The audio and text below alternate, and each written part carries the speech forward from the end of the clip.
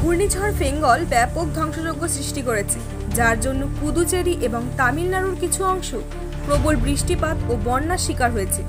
পুদুচেরিতে 24 ঘন্টায় 48.4 সেন্টিমিটার বৃষ্টিপাত হয়েছে বলে রেকর্ড করা হয়েছে, যেখানে বিলুপুরম জেলার মাইলামে 50 সেন্টিমিটার বৃষ্টিপাত হয়েছে বলে জানা যায়।